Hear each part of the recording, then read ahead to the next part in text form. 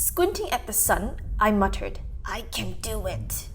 During the March holidays, my mother and I found ourselves facing the treetop walk at McRitchie Reservoir. We had been trekking through the forest for a few hours. The panorama of sturdy trees in front of my eyes failed to calm me down as I was scared of heights. The wooden bridge seemed to stretch on for 20 kilometers before my mother and me. My heartbeat quickened as I braced myself for the treetop walk. Before I stepped onto the bridge, I gulped in fear.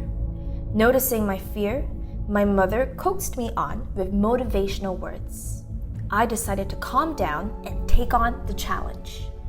The moment I placed my foot on the bridge, the ropes wobbled. I was terribly frightened, but I followed my mother's advice not to look down.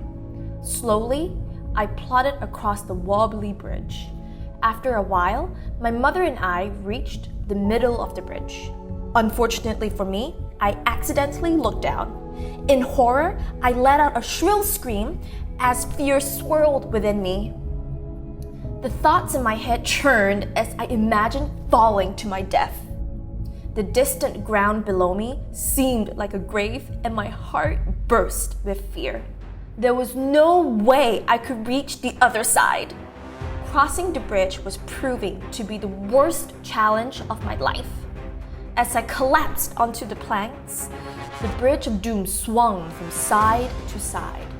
Without hesitation, my mother crouched down to face me and encouraged me in a soothing voice. "It's all right, I'm here with you." She enveloped me in a warm hug before telling me to move on. I knew I had to persevere, so I took a deep breath and inched across the rickety planks. After what seemed like an eternity, my sneakers trudged onto spongy soil again. We had reached the end of the bridge.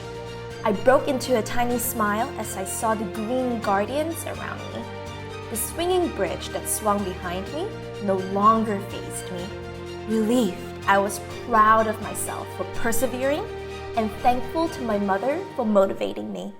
Now I know the importance of always challenging myself.